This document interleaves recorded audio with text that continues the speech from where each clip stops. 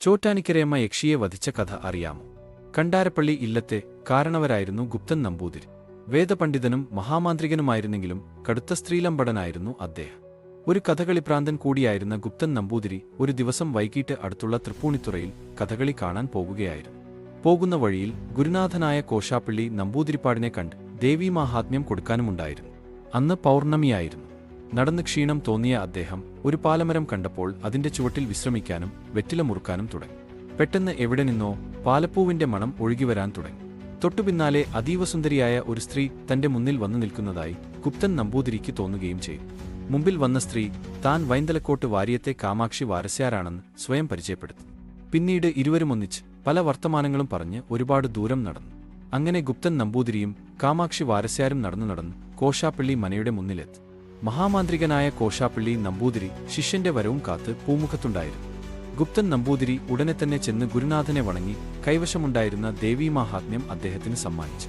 ഗ്രന്ഥം കൊടുത്തതിന് പിന്നാലെ കോശാപ്പള്ളി നമ്പൂതിരി ശിഷ്യനോട് ഒരു കാര്യം പറഞ്ഞു. വാരസ്യാരുടെ വേഷത്തിൽ കൂടെ വന്നിരിക്കുന്നത് ഒരു യക്ഷിയാണ്. ദേവീമാഹാത്മ്യ ഗ്രന്ഥം കൈവശമുണ്ടായിരുന്നതുകൊണ്ടാണ് ഇത്രയും നേരം യക്ഷിയുടെ ഉപദ്രവമില്ലാതിരുന്നത്. തുടർന്ന് പുറത്തുവന്ന് നോക്കുമ്പോൾ ഭീകരരൂപത്തിൽ യക്ഷി മുന്നിൽ നിൽക്കുന്നത് ഗുപ്തൻ നമ്പൂതിരി കണ്ടു. ഏറെ ഭയപ്പെട്ട അദ്ദേഹം ഗുരുവിന്റെ മുന്നിൽ നിന്ന് പേടിച്ച് കരയുവാൻ തുടങ്ങി. കോശാപ്പള്ളി നമ്പൂതിരി തന്റെ കൈവശമുണ്ടായിരുന്ന 12 മാന്ത്രിക കല്ലുകൾ ശിഷ്യൻ സമ്മാനിച്ച ശേഷം ഇങ്ങനെ പറഞ്ഞു: ഇനി സാക്ഷാൽ ചോറ്റാനിക്കരയമ്മയ്ക്ക് മാത്രമേ നിന്നെ രക്ഷിക്കാനാകൂ. നേരെ ചോറ്റാനിക്കര ക്ഷേത്രത്തിലേക്ക് പുറപ്പെടും.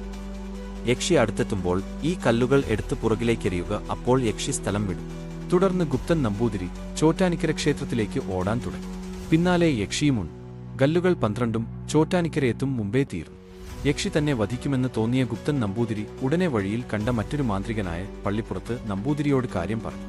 മനസ്സലിഞ്ഞ പള്ളിപ്പുറത്ത് നമ്പൂതിരി തന്റെ കയ്യിലുള്ള വിഴുപ്പുതോർത്ത് ഗുപ്തൻ നമ്പൂതിരിക്ക് സമ്മാനിച്ചു. ഓട്ടം തുടർന്നു. അധികം കഴിയും മുമ്പുതന്നെ ഗുപ്തൻ നമ്പൂതിരി ചോറ്റാനിക്കര ക്ഷേത്രത്തിന്റെ തെക്കേ നടയിലെത്തി. കൈവശമുണ്ടായിരുന്ന വിഴുപ്പുതോർത്ത് പുറത്തെറിഞ്ഞ് ക്ഷേത്രത്തിലേക്ക് കടക്കാൻ നോക്കിയ ഗുപ്തൻ നമ്പൂതിരിയെ യക്ഷി പിടിച്ചുവലിക്കാൻ ശ്രമിച്ചു.